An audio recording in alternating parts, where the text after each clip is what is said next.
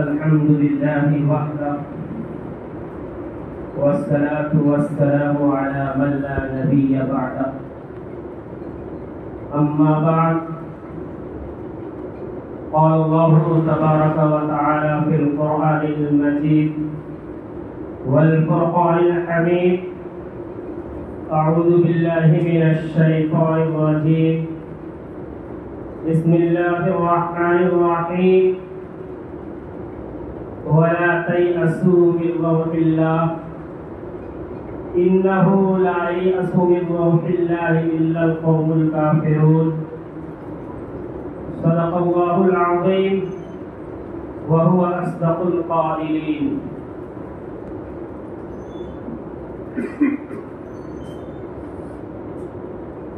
اٹھ کی اب بزم جہاں کا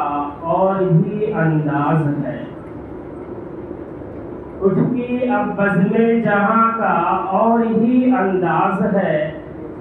مشرق و مغرب میں تیرے دور کا آغاز ہے یہاں تشریف فرما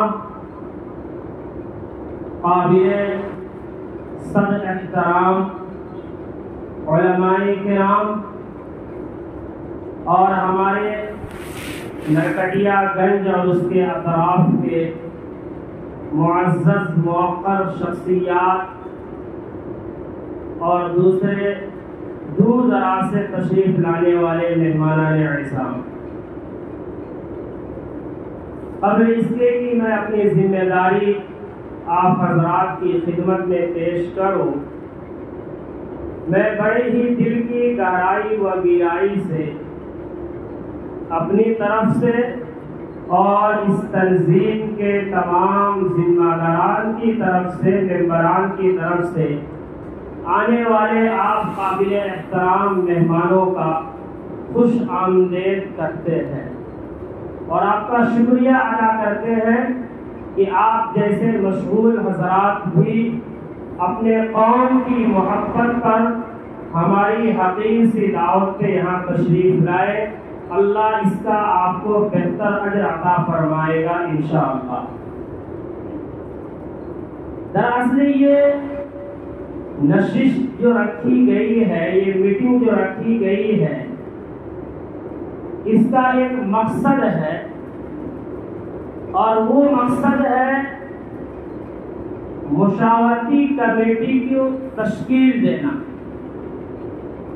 کہ نرکٹیا گنج کے اور اس کے اطراف کے جو قدآور شخصیات ہیں، باوقار شخصیات ہیں، ہمارے محترم ڈاکٹرز حضرات ہیں یا اور بھی جو ذی شعور لوگ ہیں، علماء کرام ہیں، ان تمام کی مشترکہ ایک مشاورتی کمیٹی تشکیل دی جائے تاکہ اس کمیٹی کی رہنمائی میں، اس کمیٹی کی سرپرستی میں اور اس کمیٹی کی زیر نگرانی یہ تنظیم اپنے مشن کو پورا کر سکے اور معاشرے کے اصلاح کا جو بوجھ اٹھایا ہے اس کو صحیح طور سے ادا کر سکے۔ لیکن اس تشکیلی معاملہ سے پہلے، کمیٹی کو تشکیل دینے سے پہلے میں مختصر، چونکہ 10 بجے ہمارا پروگرام ہر حال میں اختتام پذیر ہوگا،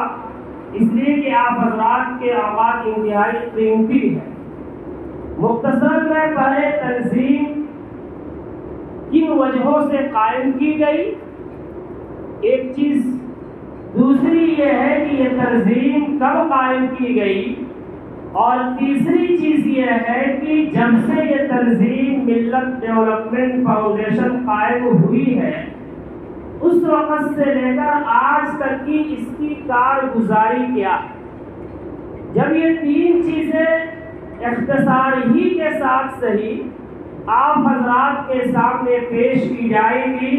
تو آپ اس کی سرپرستی اور نگہبانی کا بار گراں اٹھا سکتے ہیں۔ مختصر یہ ہے کہ جو آیت میں نے تلاوت کی ہے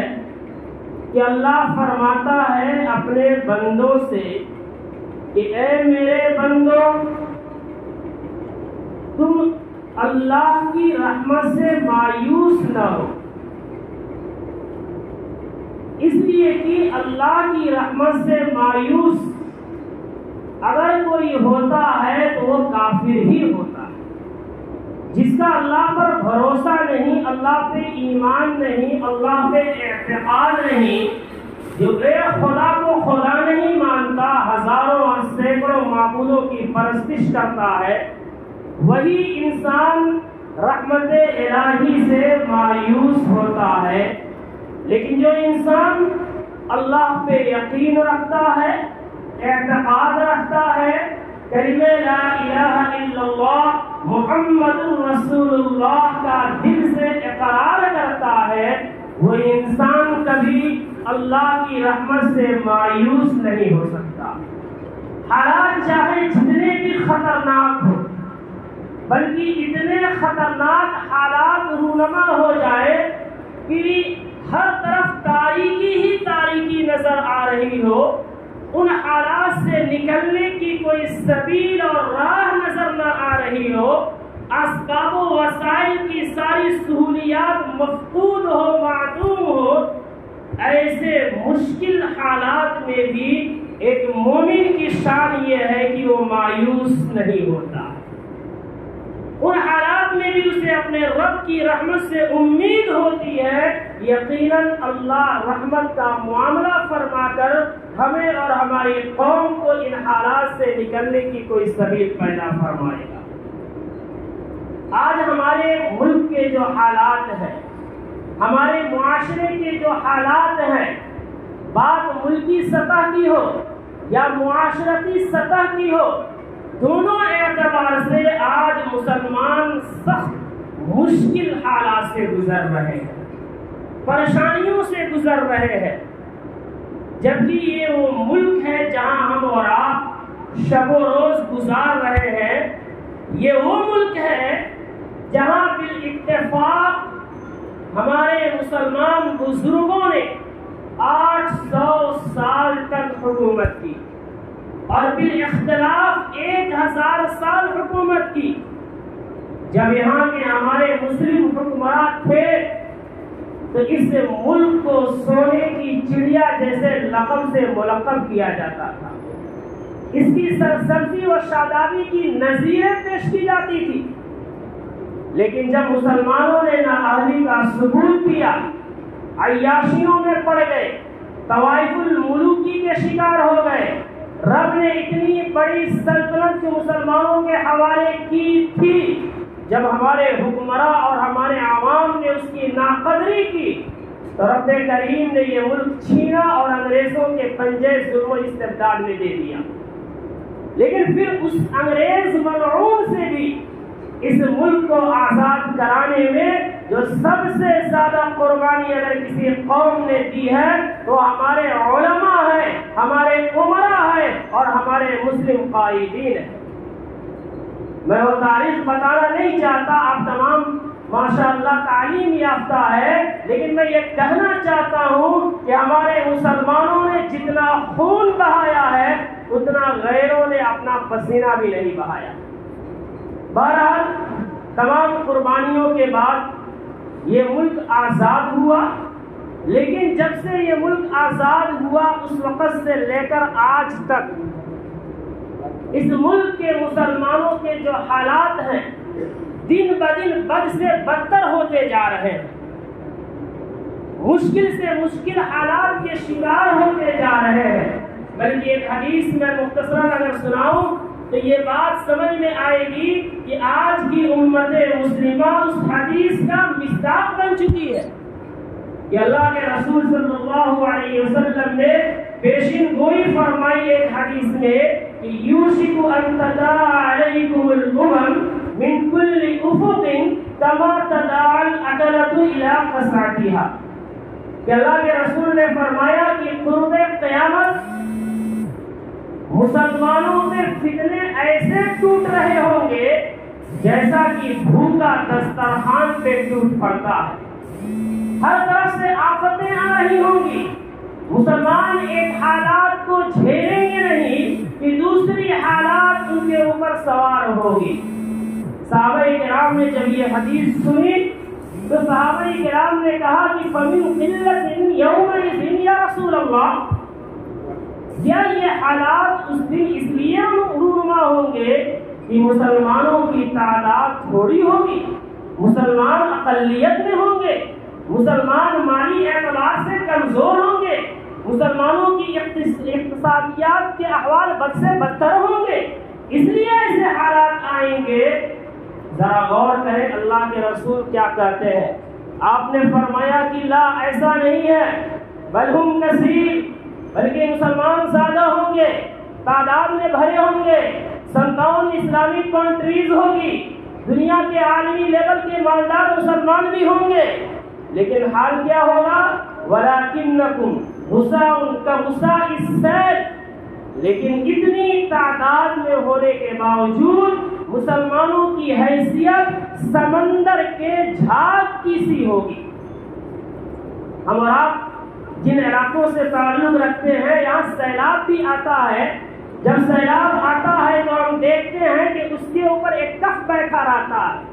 جس کو اپنے بھوجپوری زبان میں فین کہتے ہیں۔ تو اللہ کے رسول نے فرمایا کہ مسلمانوں کے احوال اسی کف اور فین کی طرح ہوگا کہ پانی کا تھوڑا سا بلبلا اٹھتا ہے اور اس کف کو ختم کر کے رکھ دیتا ہے، ایسے ہی مسلمانوں کے احوال ہوں گے۔ دیکھنے میں تو بڑی تعداد ہوگی، مالدار بھی ہوں گے، علماء بھی ہوں گے، تمام قوتیں بھی ہوں گی، طاقتیں بھی ہوں گی، بڑے بڑے ممالک بھی ان کے ہاتھ میں ہوں گے، دنیا کے بڑے بڑے خزانوں کے مالک بھی ہوں گے، لیکن ان مسلمانوں کے حال اس سمندر کے جھاگ کی سی ہوگی کہ جو پانی کے ایک بلبلے میں فنا ہو جاتا ہے۔ ایسے ہی مسلمان ایمانی کمزوری کی بنیاد پہ اس مقام کو پہنچ گئے ہوں گے کہ چھوٹا چھوٹا فتنہ اٹھے گا اور ان سے نگلتے چلا جائے گا، ان کو احساس بھی نہیں ہوگا۔ اور اس کی وجہ سے حال یہ ہوگا کہ یجعل الوہن فی قلوبکم وینزع الرعب من قلوب عدوکم، مسلمانوں کے دلوں میں غیروں کا ڈر ڈال دیا جائے گا،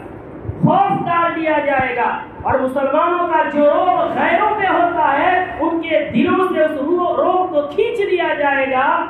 گویا کہ مسلمان ذلیل اور رسوا ہو کے رہ جائے گا۔ اور اس ذلت اور مسلط کی وجہ بھی آپ نے بیان فرمائی۔ آپ نے فرمایا کہ مسلمان اس طرح سے بدحال اس لیے ہوں گے کہ دو خرابیاں ان میں پائی جائیں گی، لحبکم الدنیا ایک نمبر، وکراہیتکم الموت، یہ دو خرابیاں مسلمانوں میں ہوں گی جس کی وجہ سے مسلمان عالمی سطح پہ ذلیل کیا جائے گا، جیسا کہ آج کیا جا رہا۔ پہلی وجہ لحبکم الدنیا، کہ دنیا کی محبت مسلمانوں میں ایسے سرایت کر جائے گی، ایک مسلمان صبح جائے گا تو پیسے کے لیے، شام میں آئے گا تو پیسے کے لیے، یعنی صبح شام اس کی دھن پیسہ پیسہ ہوگی، گویا کہ مسلمان درہم و دنانیر کا غلام اور پجاری بن جائے گا۔ اس کے سامنے اس کا کوئی پلان نہیں ہوگا، کوئی مستقبل نہیں ہوگی، اس کے نگاہوں کے سامنے اس کے قوم کی بیٹیوں کے عزتیں لوٹی جا رہی ہوں گی، لیکن صرف اس کے سامنے مشن ہوگا کہ پیسے حاصل ہو، باقی کچھ نہیں۔ اس کے سامنے ایک مسلمان کو ٹانگیں اور پھوڑے سے مار مار کر قتل کر دیا جائے گا، لیکن اس کے رونگٹے کھڑے نہیں ہوں گے، اس کا خون نہیں گرمائے گا، اس لیے کہ اس کے دل میں اگر محبت ہے تو پیسوں کی۔ اس کے سامنے پلاننگ کے تحت لو جہاد کا معاملہ لایا جائے گا اور لاکھوں کی تعداد میں مسلم بیٹیوں کو ارتداد کے دہانے پہ لا کے کھڑا کر دیا جائے گا اور ٹیشو پیپر کی طرح استعمال کر کے انہیں روڈوں پہ ذبح کر کے پھینک دیا جائے گا، یا سوٹ کیس میں بند کر کے اس کی بوٹیوں کو رکھ دیا جائے گا جنہیں گیلا نوچ کے کھائیں گے۔ مسلمان ان خبروں کو دیکھے گا اور موبائل بند کر کے سو جائے گا کہ میری بات تھوڑی ہے، میری بیٹی تھوڑی ہے۔ اس نبی کے ہم ماننے والے ہیں، اس نبی کے احوال تو دیکھیے۔ ایک صحابی کو اگر کسی جرم کی سزا دی جاتی تھی، سرور کائنات مچل اٹھتے تھے، آنکھوں سے آنسو جاری ہو جاتا تھا، صحابہ پوچھتے کہ آپ کے حکم کی بنیاد پہ ان پہ سزا نافذ ہوا ہے، آپ رو کیوں رہے ہیں، آپ غم کیوں کر رہے ہیں؟ اللہ کے رسول فرماتے یقیناً اللہ کا حکم نافذ لیکن جس کو سزا دی جا رہی ہے وہ میری امت تو ہے نا، میرا کلمہ پڑھنے والے تو ہے نا. لیکن آج ہم مسلمان کیجئے گا، میں آپ کو نہیں کہہ رہا، میں اپنے آپ کو کہہ رہا ہوں، آپ کو بھی کہہ رہا ہوں. آج ہمارا حال یہ ہے کہ باطل ہمیں یلغار، باطل ہمیں للکار رہا ہے، باطل چیخ چیخ کے ہماری غیرت کو جگا رہا ہے، بار بار ہمارے خلاف آوازیں اٹھ رہی ہیں. کبھی ہماری بچیوں کا استعمال ہو رہا ہے، کبھی ہماری نئی نسلوں کا استعمال ہو رہا ہے، کبھی ہمارے کسی شہر کے اندر ہمارے اچھے کاروباری کا استعمال ہو رہا ہے، کبھی کسی ہمارے ابھرتے ڈاکٹر کو نشانہ بنایا جاتا ہے، وکیل کو نشانہ بنایا جاتا ہے، مدارس کو نشانہ بنایا جاتا ہے، مساجد کو نشانہ بنایا جاتا ہے. کون سا ایسا حربہ ہے جو باطل استعمال نہیں کرتا؟ لیکن ہم اپنے سینے میں ہاتھ رکھ کر کے سوچیں کہ ہمارے پاس جو تعلیم ہے، ہمارے پاس جو علم ہے، چاہے علم دین کا ہو یا دنیا کا ہو، ہم اپنی قوم کی دفاع کے لیے، نبی کی امت کی حفاظت کے لیے، نبی کی روحانی بیٹیوں کی حفاظت کے لیے، نبی کی روحانی اولاد کی حفاظت کے لیے، اور دوسرے لفظوں میں کہوں تو اپنے آنے والی نسلوں کے لیے کون سا اقدام کر رہے ہیں؟ کیا ہمارا مقصد صرف پیسے کمانا ہے؟ یقیناً پیسہ قابل تعریف چیز ہے، پیسے ہوں تو ہی سارے کام ہو سکتے ہیں، لیکن وہ مقصود اصلی نہیں ہے. تو اللہ کے رسول نے فرمایا کہ پہلی چیز لحبکم الدنیا، دنیا کی محبت ایسی سرایت کر جائے گی کہ وہ صرف دنیا کا حصول مقصد بنا لے گا، اس کے علاوہ کسی سے نہیں کرے گا. اور دوسری چیز وہ کراہیتکم الموت، موت کا ایسا ڈر اس کے دل میں پیدا ہوگا، باطل کا ایسا خوف اس کے دل میں پیدا ہوگا، حکومتوں کا ایسا ڈر اس کے دل میں پیدا ہوگا کہ وہ اپنے آنکھوں کے سامنے شاعر اسلام کی دھجیاں اڑتے دیکھے گا، وہ اپنی آنکھوں کے سامنے ظلم و ستم کا بازار گرم ہوتے دیکھے گا، وہ اپنی آنکھوں کے سامنے ایک مسلم بھائی کو ذبح ہوتے دیکھے گا، وہ اپنی آنکھوں کے سامنے پلاننگ کے تحت مسلم بستیوں کو اجاڑتا ہوتے دیکھے گا، لیکن وہ بولے گا نہیں. اگر بولیں گے تو زبان کاٹ لی جائے گی، بولیں گے تو ہمارے کاروبار کو برباد کر دیا جائے گا، بولیں گے تو ہمیں اس کو نابود کر دیا جائے گا. ایسا ڈر پیدا ہو.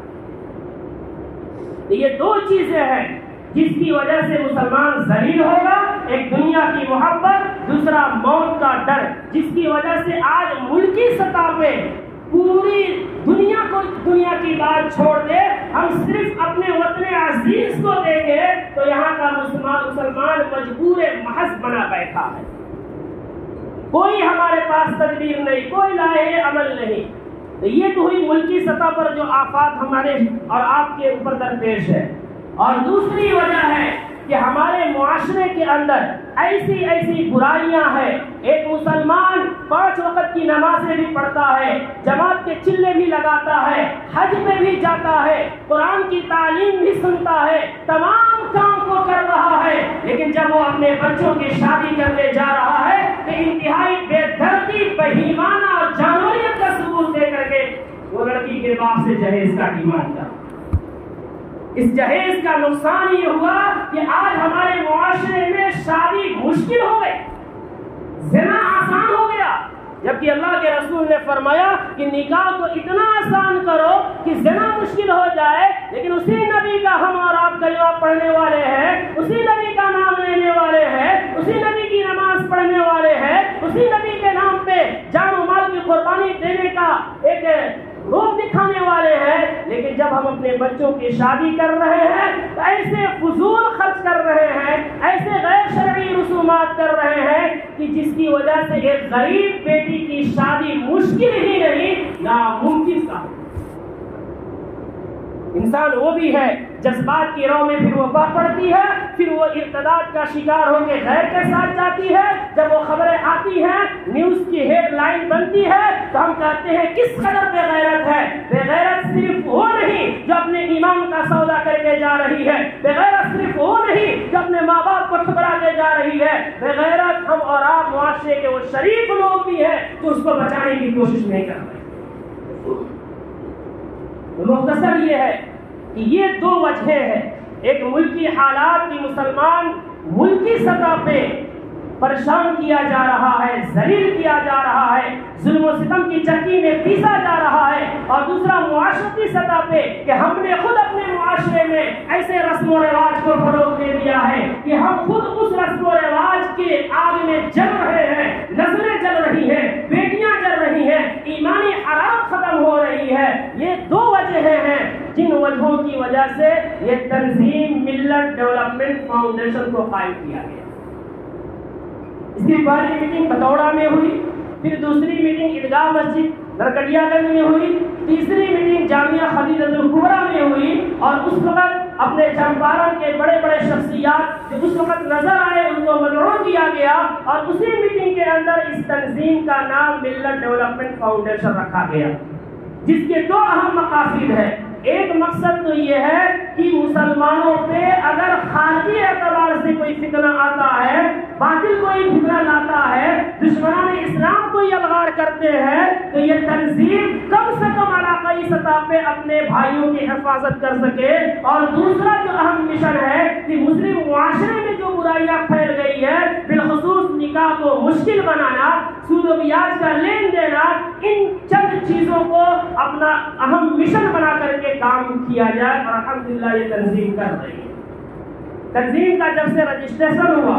جس کے ذمہ داروں نے، اراکین نے، آپ اور ہم نے مل کے اپنے پیسوں سے اس تنظیم کا رجسٹریشن کرایا، جب سے رجسٹریشن ہوا اس کے بعد سے چند کارکردگی آپ کے سامنے وقت کی کم ہے، بیان کر کے ختم کرتا ہوں۔ پہلا کام رجسٹریشن کے بعد یہ کیا گیا کہ نرکٹیا گنج کے اطراف میں جو مساجد ہے، مساجد کے جو ائمہ کرام ہیں اور جو دانشوران ہیں، ان کو مدعو کیا گیا، ایک میٹنگ کی گئی، اور اس میٹنگ کے اندر ان کے سامنے تنظیم کے عزائم کو پیش کیا گیا۔ پہلا عزم کہ نکاح کو آسان بنایا جائے، دوسرا عزم کہ ہماری بہنیں جو مرتد ہو رہی ہیں ان کے ارتداد کو روکنے کے لیے اگر نکاح کو آسان بنانے کی کوشش کی جائے تو مخلوط نظام تعلیم کے خلاف بھی کوئی تحریک چلائی جائے یا کوئی ایسی راہ نکالی جائے تاکہ ہماری بہن اور بیٹیاں مخلوط نظام تعلیم سے بچ سکے۔ تو اس میٹنگ میں ائمہ کرام سے پہلی چیز پہ زیادہ زور دیا گیا کہ آپ حلف لیں کہ آپ اس نکاح کو نہیں پڑھائیں گے جس نکاح میں ویشیوں کا ناچ ہو رہا ہو، جس نکاح میں بے حیائی کا بازار گرم ہو، جس نکاح میں ایک بیٹی پہ ظلم کیا جا رہا ہو، اس نکاح کو آپ نہیں پڑھائیں گے۔ الحمدللہ ائمہ کرام نے 100% تو نہیں لیکن 60% اس پر عمل کر کے دکھایا، جس کا انجام یہ ہوا کہ کئی ایک ایسے واقعات ہیں کہ شادی میں بارات آئی ہے ناچ گانے کے ساتھ، اور لوگ نکاح پڑھانے کے لیے امام صاحب کو کہنے جاتے ہیں، امام صاحب انکار کرتے ہیں، دوسری مسجد کے امام صاحب کے پاس جاتے ہیں، وہ بھی انکار کرتے ہیں، اس طرح کر کے 12 بج جاتا ہے لیکن کوئی نکاح پڑھانے والا نہیں ملتا کہ اگر ہم پڑھائیں گے تو تنظیم ہم پر جرمانہ عائد کرے گی۔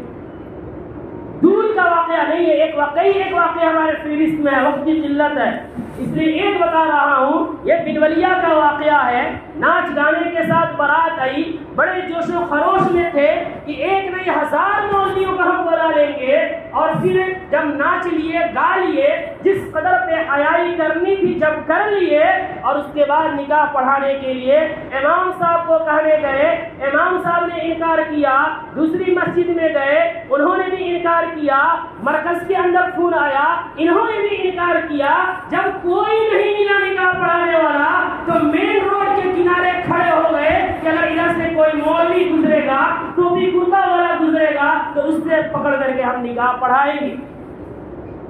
پھر اتفاق سے حافظ صاحب جا بھی رہے تھے، ان لوگوں نے رات کی تاریکی میں روکنے کی کوشش کی، وہ بیچارے سوچے کہ شاید ڈاکو وغیرہ ہے اس لیے وہ رکے نہیں، وہ بھی بھاگتے گئے۔ ان بیچاروں کو کوئی چارہ نہیں تھا اس لیے 2-3 گاڑی لے کے ان کا پیچھا کیا اور دور جا کر پکڑا، بھائی کہاں؟ چلیے ایک نکاح پڑھانا ہے۔ انہوں نے کہا کہ بھائی یہاں کوئی نکاح پڑھانے والا نہیں ہے، تو انہوں نے کہا نہیں ہے، امام صاحب چلے گئے، طرح طرح انہوں نے عذر کیا۔ جب وہ آئے تو دیکھے کہ یہاں کا معاملہ تو کچھ اور ہے، انہوں نے بھی پڑھانے سے انکار کر دیا۔ پھر ان لوگوں نے بڑی منت سماجت کی، تشریف لے یہاں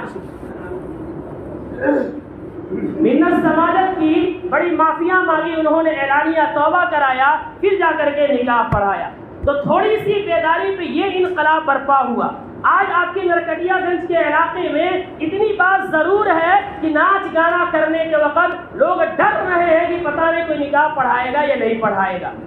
اور ابھی کل پرسوں میں ایک واقعہ ہم کو سننے کو ملا، جب لوگ ہوشیاری کرنے لگے ہیں، اپنے دروازے پر بھی ناچ گانا نہیں کر رہے ہیں، لڑکی کے دروازے پر بھی نہیں کر رہے ہیں،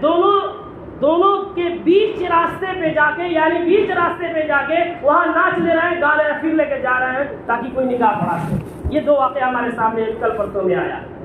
اس کے لیے بھی تحریک چلائی جائے گی، انشاءاللہ آپ سے رائے لی جائے گی۔ تو بہرحال ائمہ کرام کو جمع کیا گیا، انہوں نے اس کے مطابق عمل کیا تو اچھے نتائج آئے۔ یاد رکھیں، چاہے علماء ہو، چاہے عمرہ ہو، تعلیم یافتہ جو انسان ہے اس کی ذمہ داری بنتی ہے کہ اپنے معاشرے کی اصلاح کی فکر کرے۔ آپ یاد رکھیں، اگر آپ ڈاکٹر ہیں، آپ انجینئر ہیں، پروفیسر ہیں، آپ مکھیا ہیں، آپ وارڈ ہیں، تو آپ کی ذمہ داری صرف یہ نہیں ہے کہ سیاسی معاملات کو حل کرے، دنیاوی معاملات کو حل کرے۔ آپ کی یہ ذمہ داری ہے کہ آپ اپنے قوم کی فلاح و بہبود کے لیے قدم آگے بڑھائیں۔ اللہ کے رسول نے بیان فرمایا، کلکم راعٍ وکلکم مسئول عن رعیتہ، کہ تم میں سے ہر ایک ذمہ دار ہے، ہر ذمہ دار سے اس کے ماتحتوں کے بارے میں پوچھا جائے گا۔ گاؤں کا پردھان ہے، اگر وہ مسلمان ہے تو اس کے ماتحتوں کے بارے میں پوچھا جائے گا کہ تم کو ہم نے عزت دی، تم نے اپنی عزت کا کیا استعمال کیا۔ اگر آپ وکیل ہیں، آپ سے پوچھا جائے گا،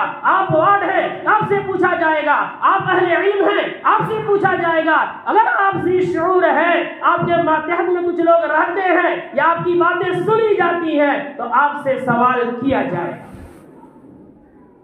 آج سب سے بڑا پرابلم جو ہمارا اور آپ کا ہے کہ ہمارے جو قوم کے نمائندہ لوگ ہیں، خواہ وہ دینی اعتبار سے ہو یا دنیاوی اعتبار سے ہو، وہ اپنی ذمہ داری سے سبک دوش ہے۔ اسی وجہ سے علامہ اقبال نے ایک شعر کہا تھا، کسی شاعر نے ایک شعر کہا تھا، آپ سنے بھی ہوں گے، کہ تو ادھر ادھر کی نہ بات کر، یہ بتا کہ قافلہ کیوں لوٹا۔ تو ادھر ادھر کی نہ بات کر، یہ بتا کہ قافلہ کیوں لوٹا، مجھے رہزنوں سے گلا نہیں، تیری رہبری کا سوال ہے۔ اس شعر کا مطلب یہ ہے کہ شاعر یہ کہہ رہا ہے کہ تو بیٹھ کر کے گلا اور شکوہ کر رہا ہے کہ تیری قوم تباہ ہو رہی ہے، تیری مسلم معاشرہ تباہ ہو رہا ہے، تیری بیٹیاں تباہ ہو رہی ہے، امت ڈوب رہی ہے، یہ شکوہ کیوں کر رہا ہے؟ تو یہ کیوں نہیں بتاتا ہے کہ تو کیسا رہبر تھا کہ ڈاکو نے تیرے قافلے کو لوٹ لیا اور تو اپنے قافلے کی حفاظت نہیں کر سکا۔ اس لیے اگر ہمارا معاشرہ ڈوب رہا ہے تو تماشا بین بنے بیٹھے ہم سوچیں کہ ہماری ذمہ داری نہیں ہے۔ یاد رکھیں، اس ڈوبنے کا اور اس تباہ ہونے کا اولی ذمہ دار علماء ہے اور دوسرے نمبر پہ ہمارے عمرا ہے۔ یہی وجہ ہے کہ علامہ عبداللہ ابن مبارک نے کہا تھا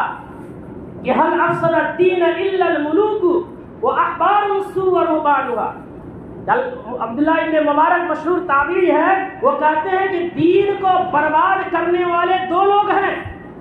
وہ کون لوگ ہیں؟ الا الملوک، حکمراں، بادشاہ، معاشرے کے ذمہ دار، معاشرے کے عمرا، معاشرے کے تعلیم یافتہ،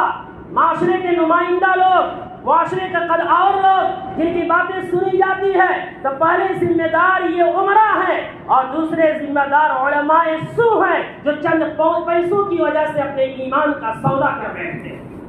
نکاح میں چند پیسے ملتے ہیں اس لیے نکاح پڑھا دیتے ہیں، یہ علماء سو ہے جو حرام کا لقمہ کھانے کا ایسے دل دادا ہے کہ چند پیسوں پہ اپنے قرآن و حدیث کی تعلیم کو بیچ رہے ہیں۔